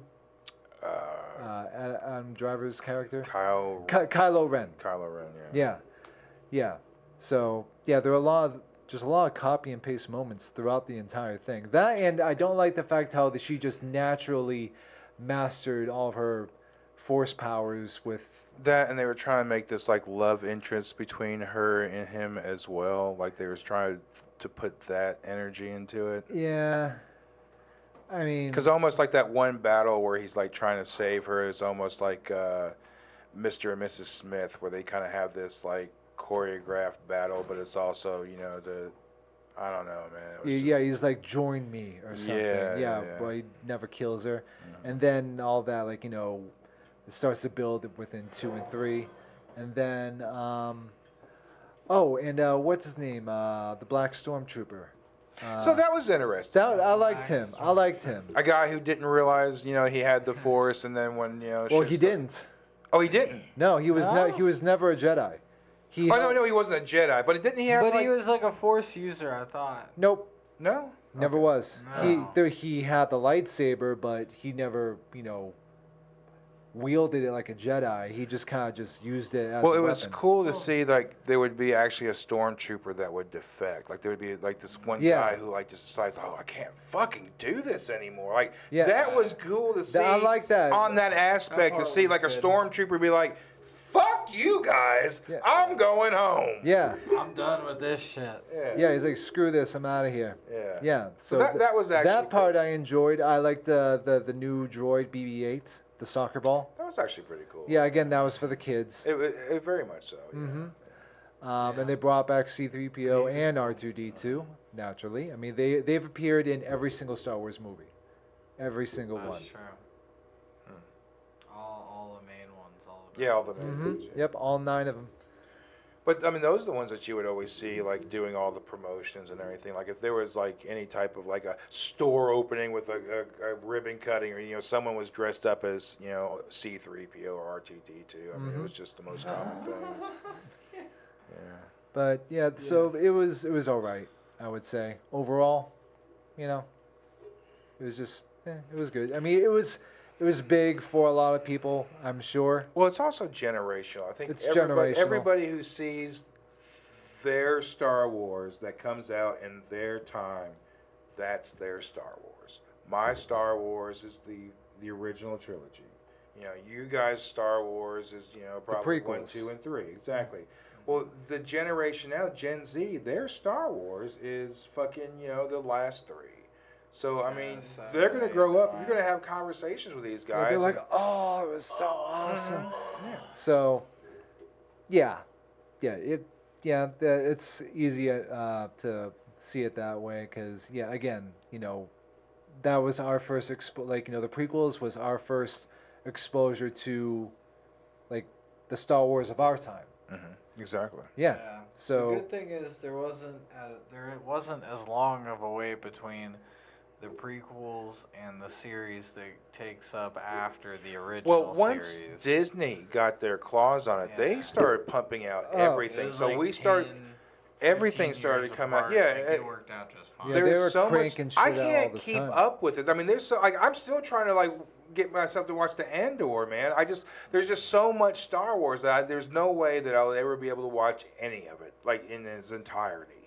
Like there's gonna be some aspect of Star Wars like Rebels or whatever I'm never gonna see. You know, I'll probably never watch the Bad Batch. I don't know. Mm-hmm. But yeah, that was the point where they were just cranking out content all the time. Still are. And they still are. But it was also at the point like they just sucked people in. It's like they want people glued to streaming their stuff constantly, so they gotta constantly keep feeding the machine. Mm-hmm. And yeah, that's how we got stuff like Andor and Boba Fett and the Mandalorian and Ahsoka and just more Star Wars. Like we can't get enough because we love this universe. They've Well, that's why the concocted. theme park exists. Yeah, that's why, like, you know, that's why people even go to, you know, Disney World, to that little section of the park. All of, Exactly. I mean, people buy merchandise. I mean, it is a huge franchise. Mm-hmm. All right, so the next one is The Last Jedi, and this is where Leia dies, right? Yes. Nah, Luke dies at the end of this. I think he uses No, his he did- Force, right? I know. Wait, do they both die in the second? Do they both die in a second? Or do they both?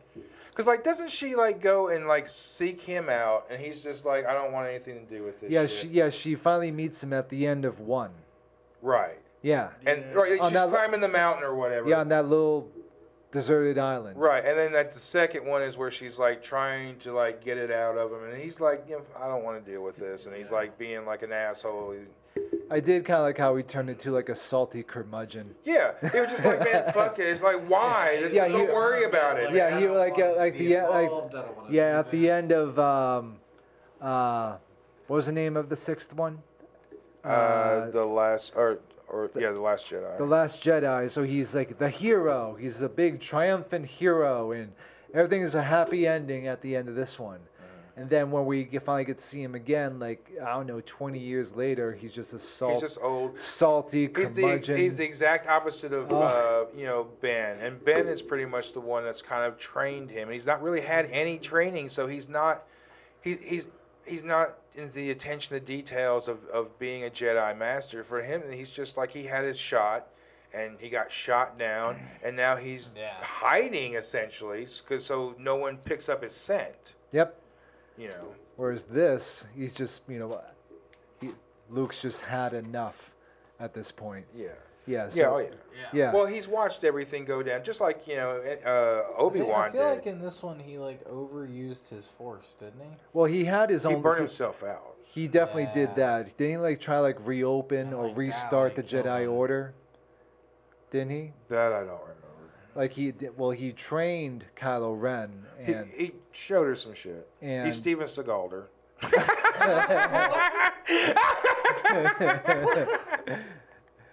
it's like yeah. Well, didn't he like try to like make an attempt to try like restart like the Jedi Order all over again? Like he opened up like a little academy on his little island or something. A little dojo. No. Jedi No, dojo. he went to like an old Jedi temple that was like defunct, you know, and that's where he was hiding at. Okay. It was an old defunct Jedi temple. Because I just remember like on some kind of cliff base with all these other like weird people or monster things. Yeah, like those.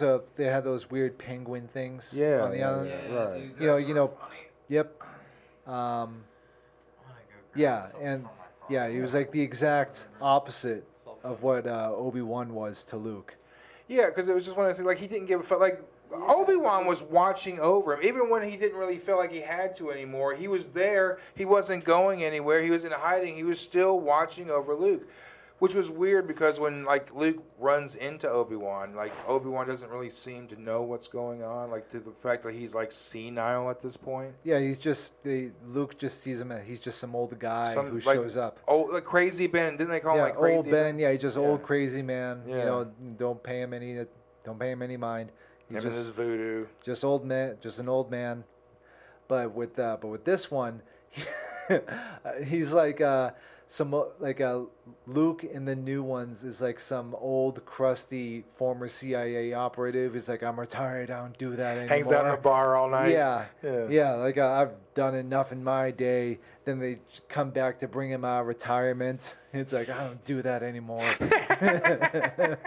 That's kind of like the vibe I got from him, which I think that's maybe what he was going for. Yeah, totally. Yeah. Well, we also had to. I mean, Mark Hamill, first of all, is one of the greatest character voice actors. Of all sure. time. But also some of the things, like, dude. I mean, first of all, man, have you ever seen Sushi Girl? No. So I won't spoil it, but Sushi Girl is a movie where you have these heist guys. They robbed a bank, and then they all get together one night. And Mark Hamill is one of the cats in this, and his performance in this, man, dude. Mark Hamill is a great actor. I mean, I'm not talking about Luke, but I'm just talking about other things that he's done. I mean, I fucking love Mark Hamill. Yeah, but voice acting in particular. Oh yeah, everybody knows him as the Joker. And it's like nobody thought that. Like of all, I mean, that is like the voice we all know as the Joker, and lo and behold, that's Luke Skywalker of all people. Right. That's like I had no idea he had that kind of range. But he was also good. I don't know if you saw it called The Fall of the House of Usher on Netflix. Yeah? Have you seen that? Mm-mm. It's good. All right. Yeah, it's he plays like a lawyer. And that's Edgar Allan Poe. Yeah, it's kind of loosely based around Edgar Allan Poe's work, and it's about this rich one-percenter family, but everybody dies off in a weird, bizarre way, reminiscent of some of Edgar Allan Poe's work. So yeah, Do you like Poe? Nah, not really of a. Yeah, me either. I learned about him in high school. Right, yeah. An No, Edgar Allan Ho. No, I don't go Hot Topic. I don't hang out. No, but the show did a good job of framing it all around his work. So, but they did his story, and he does a good job as the lawyer in that movie, in that show. Anyway, but yeah, his role as Luke now. I love how we start the second movie off right where we picked off on that island, and she gives him the lightsaber. And That was cool. But then he just chucks it over the cliff. That was not cool. It was like, what? No. Right. So that was a good new character arc for Luke. I enjoyed. But then he starts training. He redeems himself. He does redeem himself, and like how he trains Rey. So he's her mentor, and she starts like sharpening her stuff. So he does become her Yoda. Exactly. So, again, just like in 2, Luke kind of a crash course in Jedi. Yeah, does like back to basics crash course on being a Jedi from Yoda. Rey does the exact same thing with Luke. Do you think that maybe Luke was more or less like Yoda at that point? Do you think that Luke having the Force may just be like eventually this like 900-year-old crusty old white dude who sits in the... Think of where he was living, and then think about Dagobah, where Yoda was living. It's very similar. Yep, very isolated. It was isolated. Yep, it's just... And cramped, very small. You know, cocoon-like almost. Yeah, but yeah. Waiting to die. Pretty much. And yeah, I mean, what else do you do with your time? I think the difference was like Yoda lived in like a swamp, but pretty much they were living in isolation. Yeah. hiding, Because essentially. his were like a remote little small chain of islands. Well, they had to. I mean, they would be sought out, if anybody picked up their Yeah. scent, Yep. So I mean, yeah, he was in hiding. That was the whole point of one, is trying to get the coordinates, trying to find Luke. That was the whole main storyline of that. Yeah. And yeah, eventually she finds him, and then he's a crusty old bastard. And but then he comes back to his senses. He trains her. She gets better. Then I think she has a rematch. And she's hot, by the way. I mean, the casting. Daisy in this, Ridley, she's good. Daisy She's Ridley? beautiful, Yeah, man. she's pretty. Just And I love how they added all new people. I mean, new actors. Like these are all Yeah. known. I mean, I don't know any of these they people. filtered out the whatever. classic Yeah. characters through this year. They ended everybody's arc as far as the classic characters. Yeah, they did. They weren't resting killed on them star all, power Not for at this all. movie. Killed No, They killed the them purpose all. was to kill these three off. Yeah, like they did. Yeah, I like hate how that was the they purpose. didn't It was like a bank two-line on effort. celebrities for the last three. Like there wasn't they weren't trying to get like Daisy Ridley, never heard of her. The guy who played the stormtrooper, never heard of him. And Adam Driver, never. I feel like I might have seen him in something else, but again, he was in a other things, but he was the nobody. But again, he was good as an actor on his own, but to the masses, nobody had a clue who he was. But it was only after that where everybody realized just how talented Adam Driver really. I mean, No, he's good. He was good in that. He goes dude. full throttle on everything he I does. think that his character has that redemption much quicker than other characters in the series have. So I'm like, he realizes he's a schmuck, even though it's way past the point of like anyone really like having that feelings for him. He killed his fucking father.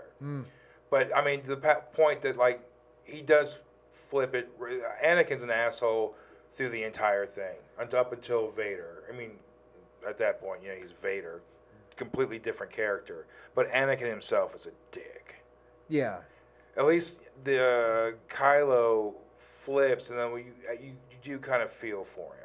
Oh yeah. He definitely add layers to his character, and you see how he changes throughout the But series. he's also trying to get laid too. Oh, well, yeah. He's trying to get laid, but it's interesting. I feel like they really get into, or they touch on like Kylo and Luke's relationship together, where Luke was trying to train him and it didn't work out, and it seemed like. So do you think that's why Luke was kind of more curmudgeon because of that? Oh, for Oh, sure. definitely. dude. That was definitely a big part of it. Yeah. Yeah, it's like at the Last You think Jedi maybe trained. he felt guilty that Yeah. Han's kid's a dick. He felt guilty. Yeah, he screwed up training his nephew, and now it's like nobody even look at me. So And he, he like, just went off to the hiding. corners of space, never to be seen from again. But also, I mean, like that family bloodline of the Skywalkers. Not to mention, anything about Kylo because he's not in the same bloodline. But I mean, just like they're born fuck ups. Like they're. I don't know, man. They're narcissists in a way. Like they're. I don't know what it is about them, but they're just like it's like a power trip they get on. Even Luke kind of had it for a little while. Well, Rey too. I mean, there was a part during 2 where she's starting having those dreams, like those vivid dreams, where she's like, sensing like an evil presence, and it was her. Right. So Which is also mirroring the Luke Skywalker thing. Too. exactly. True. Like the sins of the father type of thing. Actually, that's exactly what it was with her. Well, sins of the grandfather. Sure. Yep, which eventually was revealed in 9. 9. Rise of Skywalker. So now we're in Rise of Skywalker. So, so in Dude, this I one, forget this one. Palpatine's back, right? Well, yeah. He was in all of them, right? To some wouldn't degree, say- even if it was a cameo. 3 prequels, yes. the 3 prequels, And 4, 5, at and least, 6. like 6 for No, sure. he was in 4, 5, and 6. Yeah. yeah, he had a larger presence in some movies more than others. Right, but I mean, but I think he was the only character that's been on all 9. I don't know. I may be wrong in that. I may be. I I don't know. don't think he was in 8 and 7. Maybe just a smidgen of 8, but then in 9 it's like, okay, yeah, he was the main guy. He was alive this whole time, and he's been the driving force behind it all. So on that one, I'm trying to remember everything. All I remember is, again, a gigantic battle scene at the very, very end, both like, with all the warring ships. That was pretty cool.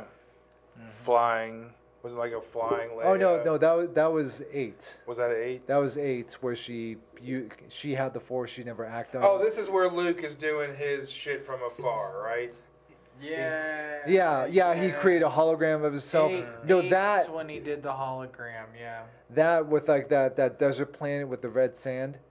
Yeah, like he created a hologram of himself. Left the bracelet. That whole scene is one giant meme.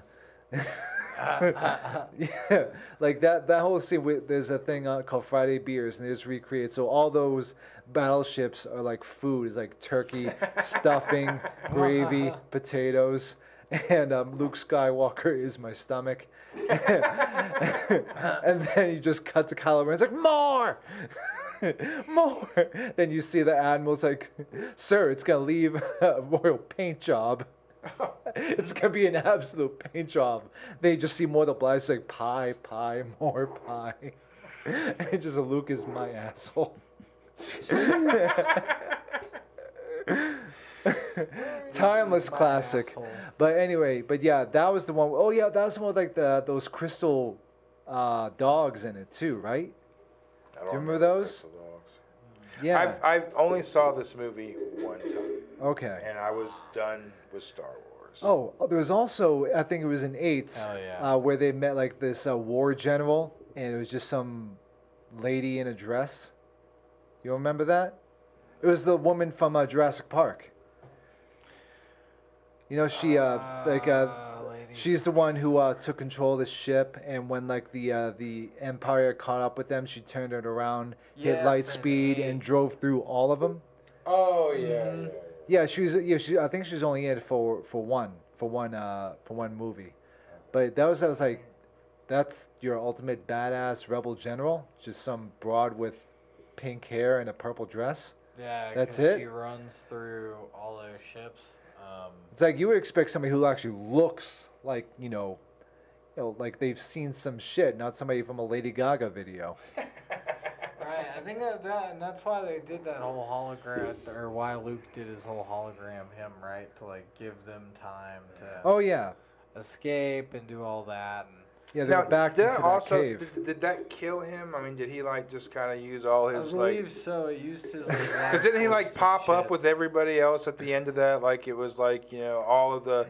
Like it was like Yoda and Obi-Wan and Anakin and him, and they were like, farewell, like Fantasy Island or some shit. Yeah. Somebody actually like made like they have in previous movies, right. The Force Ghost. There's a metal song. Somebody wrote a metal song saying, "My childhood died when I found out Luke Skywalker died only because he was tired." He died because he was tired. Yes. Well, he gave up, I think. I think he just like, hey, this is it. It's not going to get any better. But I redeemed myself. I can die now. It was a bummer that when Disney took it over and they came out with these 3 movies, they had to kill each one of them. Now one of them is understandable because they actually did pass away, Leia did. Rest in peace, Carrie Fisher. But yeah, both they Luke. didn't have to also kill her off, They didn't also have to kill Han Solo off. She died during filming. But from what I remember, Han Solo wanted to be dead. Oh, Harrison Ford wanted out. Or the carbonite thing, I think, was the end of Han Solo.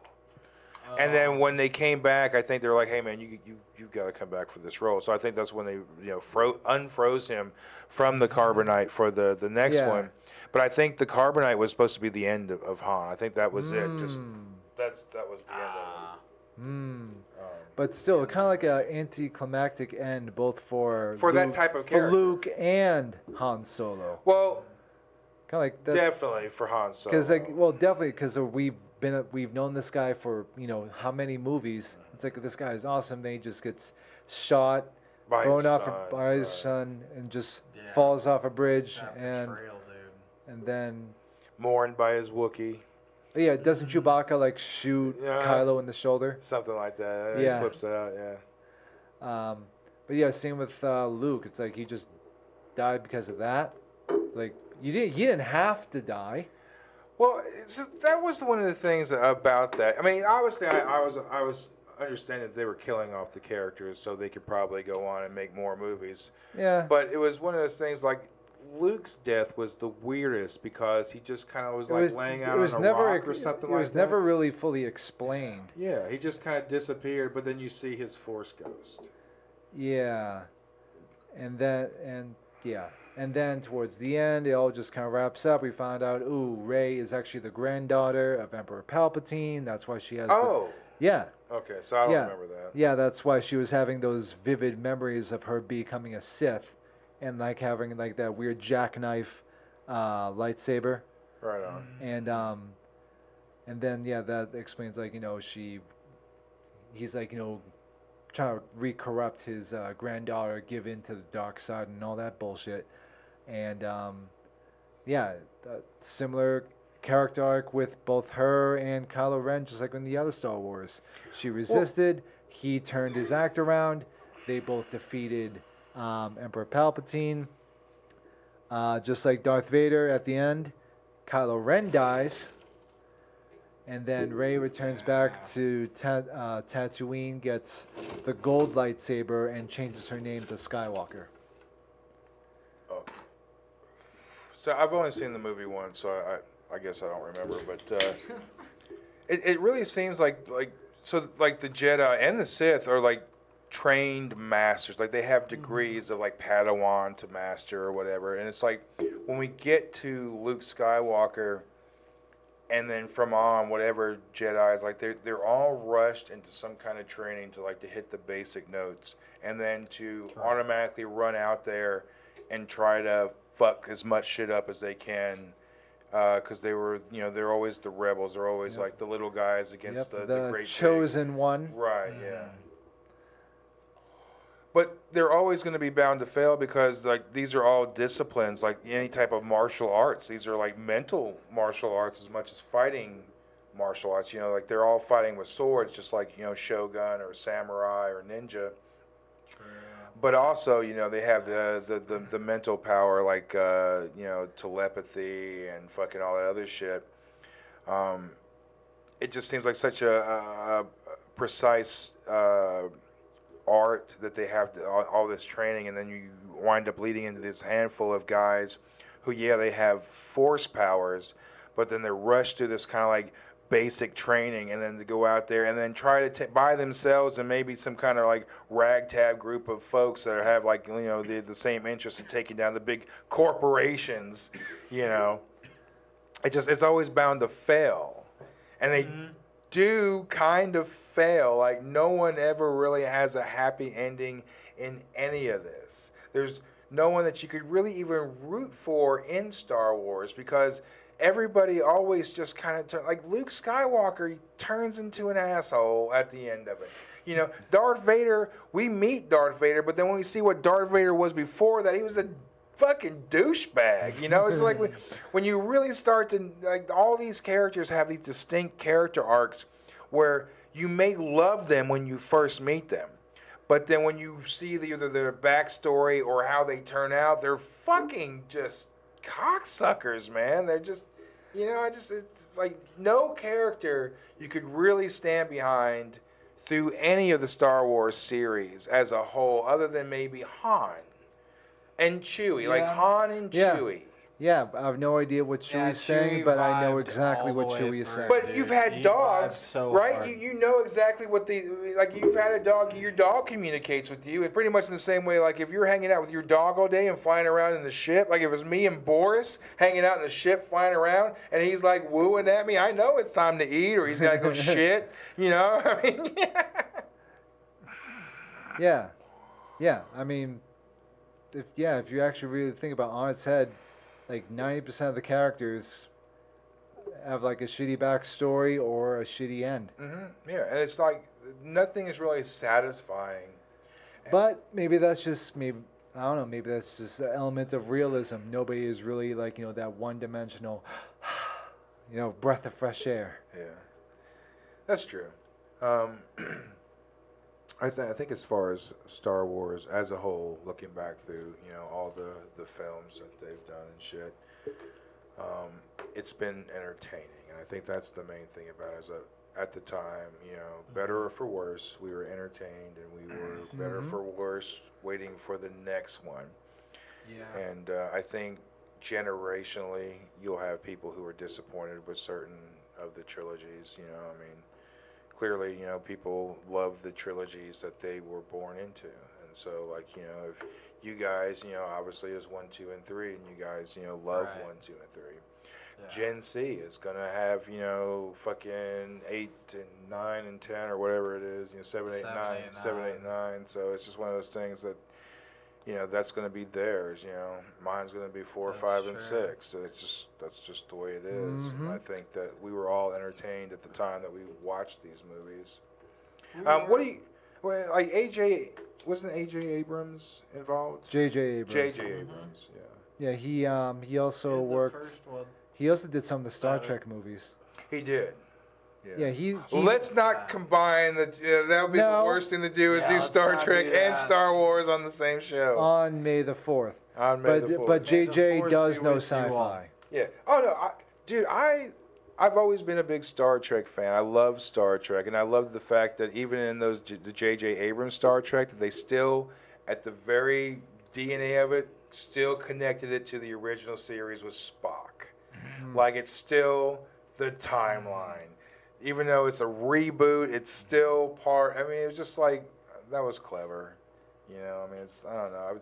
Star Trek was always more realistic. Like that was something that we were kind of going for, especially when you start seeing flip phones and shit. When you started seeing. I mean, a lot of the technology we have today was inspired. Inspired, exactly. You're right. And then Star Wars was more of the fantasy thing, so we could kind of sit back and we could take our head out, brain out of our heads, and we can just kind of be entertained for a couple hours and not have to thinking about it. It's it's a lot more fantasy and action. Exactly, yeah, and you can kind of just really just disassociate from the world around you. Whereas Star Trek, that was your future. It was space drama. It was to the point where it was like, man, this could probably. And when you started seeing, like, I remember when we started seeing flip phones, man, that was like, oh, here it is.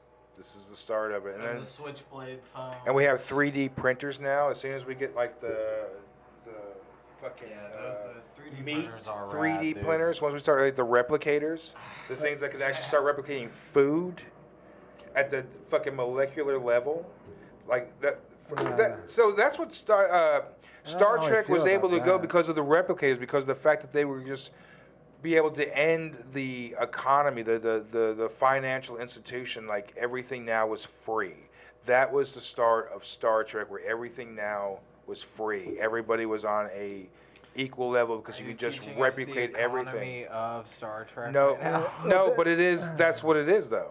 But then I also feel like with all the 3D printed food, I feel like you're starting to troll into like Blade Runner territory. It's like, if it's actually 3D printed, in Star Trek they just replicated. They just took all the shit at the molecular level and put it together. Oh, you mean with the teleporters?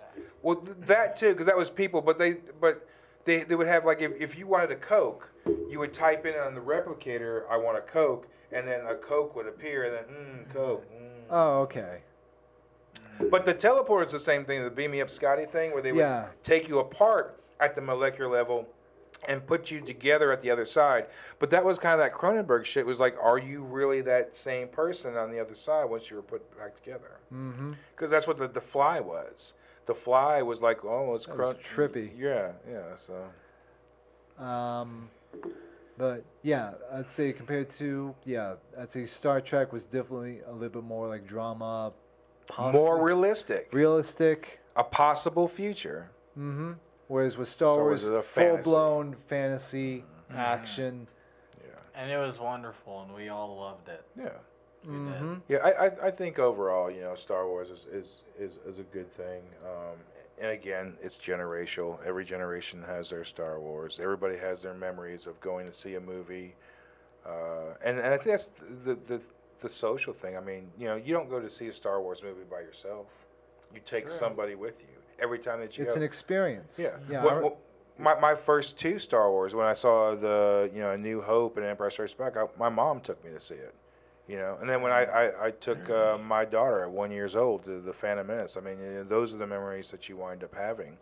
Not necessarily Star Wars itself, but everything as a whole. You know, what you did that day, who you were with, when you saw the movie, what happened after you saw the movie. You know, I mean, it's a life moment, and it's crazy that a movie can put that life moment in your head. Because when it comes to memories and life moments, you know, those are reserved special spaces in your head, and like when Star Wars winds up being in a few of those, you know, then that definitely is a pop culture type of moment that's through the generations.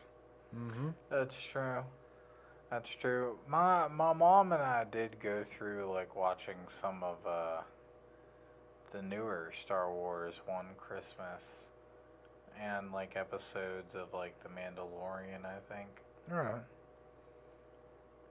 It was pretty sick. That's a good thing, though. Yeah.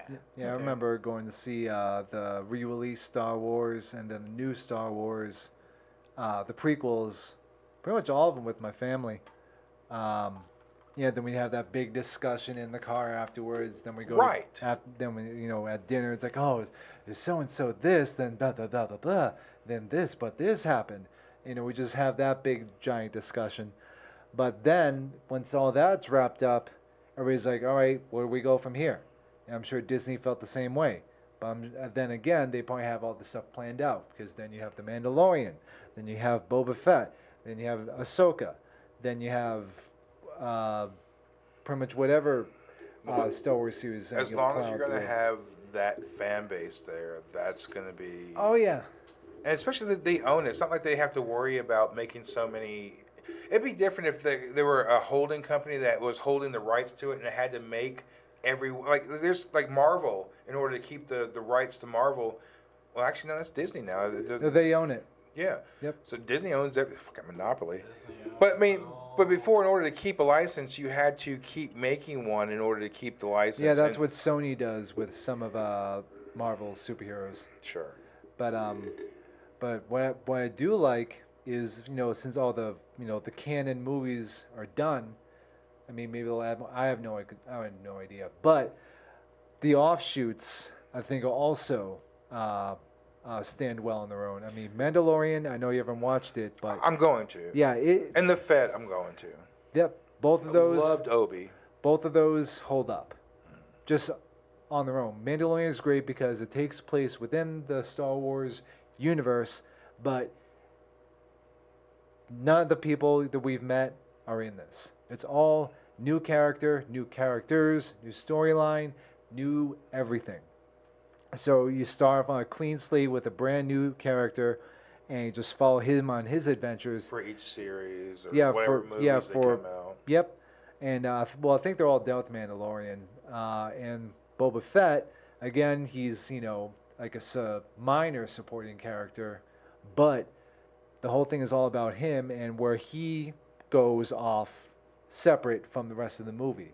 So, similar fashion. And that is also where you meet Black Chrysanthemum, who is still the most badass looking fucking Wookiee you've ever seen, period.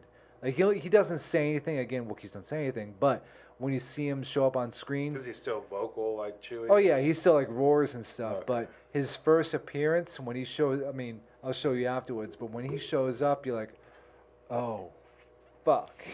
It's like, you know, Wookiees are always scared. This one's like, oh, shit. You know I'm messing with this guy. Space dogs. Space dog, lion, I don't know what he is, but... Space Panda. Space Panda. I mean, that's like some Somewhat. dude's Yeah, dream. It's not him and his wife or significant. It's him and his dog flying through space. Yeah, it's a giant lion gorilla. Yeah. Yeah. Dude, they're living it up. It's just him and his pit bull. That's Yeah, right. Can you imagine you and Leia? Yeah, Speaking dude. of, he named his dog after Leia. But can you Yeah, imagine dude, you and I Leia have just a kind of flying princess, around dude. in the fucking Millennium Falcon? Just you and your dog flying around Millennium Falcon, running drugs. We have fun. Yeah, sometimes Dude, the dog drives. Pharmaceuticals. But yeah, both of those series hold up too. I watched some of Ahsoka. I haven't watched all of it though. I mean, her was good. I hear it's good. And Ahsoka, I have opportunity to see it. It's just hard to get caught up. It's so much. There's so much now. I don't know if I'll probably get to Ahsoka or not. I mean, I might get to it. And actually, I think they are doing another Mandalorian. I'm not exactly sure. I think they're doing another season. Yeah. Yeah, I feel like they're wrapped up pretty well. I don't know. Yeah, maybe they will. Yeah, I guess it'd be good for the fans if they do. As far Pedro as like, Pascal, have you guys ever been to a Comic-Con or anything like that? Mm-hmm. I've been to like the MTACs here in town. I've been to MTAC a couple times. Are they kind of Star Wars? Because I know they're kind of more like Japanese animation, though, right? It is anime. It is like anime, like And fuck fests. more. Yeah, that too. I never engaged in that, but Sure. I did not. I've heard your stories. Dude, I have fun. I have fun in some places, but Well, that's what especially like furry conventions, man. It's just a bunch of people fucking. True. I've heard that Dragon Con in Atlanta is very much that way too. Right on. But that's It's a very big much one like though, a man. Like they really have some Comic-Con huge of the guests there South. at the Dragon Con. Mm-hmm. And they're not embarrassed. Dude, they're charging them. I mean, like you got William Shatner that's charging a fortune just for his signature. Not much like a picture. I mean, I all that get other checks shit. in the mail, I guess. Now they do have a cool one here. A cat named Ben Dixon runs the Full Moon Horror Con, and he'll wind up. It's half tattoos and then half horror. So he'll book someplace and like they'll have like all the horror celebrities and the vendors and everything, and then the other side you can fucking get a tattoo. And I've seen cats like get their like arms or legs tattooed from a signature that they got from like one of the horror actors from one of the movies or something like that, and they get signed and then run over there and have it tattooed. So I mean, it's just it's kind of a crazy situation. I've gone just to meet some of the actors that were there just because I'm a big horror fan. But like if you're big into horror or conventions and not wanting something so crazy, that's a really good one to go. Is the Full Moon. Yep. Dude. Yeah, I've gone to the back in Boston. I've gone to a couple of the Comic Cons. It was a thing for work because I used to work at a radio station, so we do like these remote pieces. And we went to the Boston Comic Con, not with the intent of talking about Comic Con related stuff. We actually went and talked to the Comic Con nerds about this. Is like maybe a few days after Tom Brady was suspended for 4 games for Deflategate. So we walked around to all the Comic Cons like, who's more evil, Roger Goodell or Darth Vader? And it was just all these nerds backing Tom Brady. Okay.